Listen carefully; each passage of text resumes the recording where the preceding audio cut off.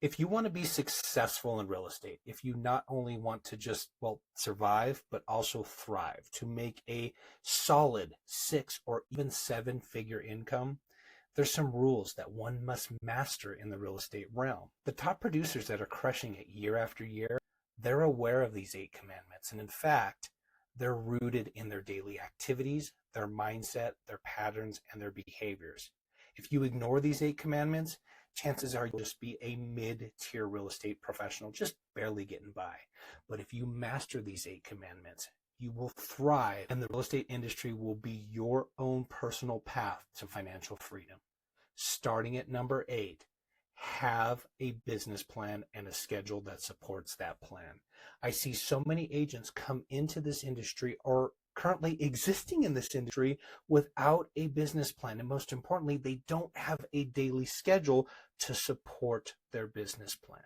Have a business plan that is solid enough that it covers a year, but it's also flexible enough to have review points at each quarter. You see, so much changes in our industry. Interest rates are in flux, new disclosures come out. Maybe we have a bunch of escrows that kind of pull our time away from the other things that we need to be doing. So have a business plan for a year, but also reevaluate it at each individual quarter to see where you need to pivot, where you need to adjust, and most importantly, have a schedule that supports that business plan on an ongoing basis. Number 7, invest in continuous learning. We are at the apex of change within the real estate industry right now. Well, in the world as a whole, in any industry, every industry is being affected by artificial intelligence. Real estate is no exception.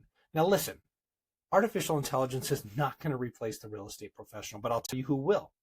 The real estate professional who uses and masters artificial intelligence will replace the real estate professional or the real estate agent who does not utilize or master artificial intelligence.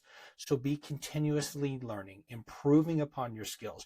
Right now, at this point in time, at the time of recording, I would encourage you, I would beg you to get engaged and start learning artificial intelligence. You don't need to be a master Jedi, a master nerd, a master geek when it comes to artificial intelligence, but just master the basics. Number 6, master the art of communication and negotiation.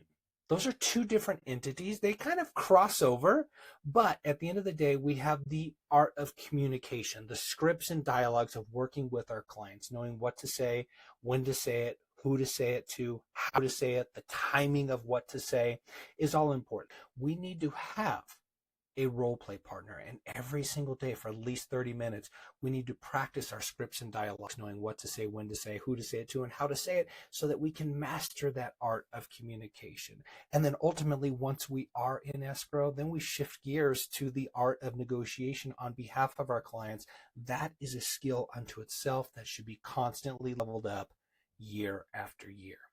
Number 5, network and build strong relationships and a strong tribe. And what I mean by that is the real estate industry is the largest yet smallest community of professionals that you'll ever cross. In fact, it's one of the rare professions where we are forced to cooperate with our competitors. For example, I may be sitting on a listing appointment competing against another agent in this town, and that other agent may get the listing, but then I have a buyer. So now I'm going to write an offer on their listing that I was competing for, didn't get, they got, but I have the buyer. Now we're forced to cooperate, and we're in this really delicate dance. So all that to say, team, don't ever burn a bridge in this industry. Continue to build strong networks of professionals within the industry, whether that's escrow, mortgage, title. Build your tribe of professionals and always do good business. Chances are you're going to continue to cross paths with agents on an ongoing basis. You want to continue to build a strong network. Number 4, prioritize your client's experience. We understand the process from contract to close, and there is turbulence in between, but what we cannot forget is the client's experience, the client's emotions, how this is potentially their single most important financial decision of their life. They're emotionally vested, they're financially vested, and they're emotionally attached to the process. We need to create a user experience that is important to them, addressing that which is important to them, communicating the process, being there when the turbulence hits. Let them know, hey, we're going to get to our destination safely. We're just facing a little bit of turbulence right now. And this is through the communication and understanding, having the emotional intelligence to look at the transaction through their eyes and then help facilitate and assist them through that process. And what I mean by this is just create an exceptional world-class user experience for your clients, whether they are buying or selling, so that they will continue to spread your name as the real estate professional who got them from point A to point B and the person that they trusted with the most important financial decision of their life. Create amazing client experiences. Number 3, I talked about this with the continuous learning and development, but I want to take it a step further. Embrace technology and data. When I first came into this industry, we were transitioning from an old school way of sharing listings to what is now known as the multiple listing service. I remember the old timers clear as day, just resisting that change.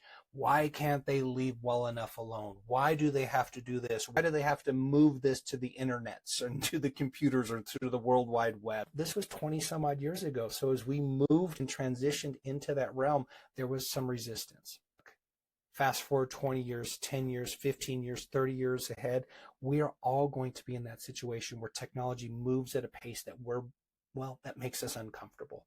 But we have to get comfortable being uncomfortable and learning the new technology. It's going to continue to evolve. It's going to continue to move at breakneck speed, especially with the introduction of artificial intelligence.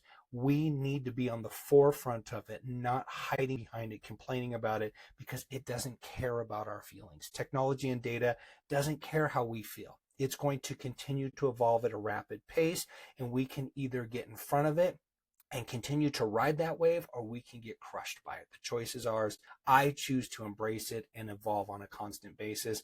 I encourage you to do the same. Number 2, build trust through transparency and integrity.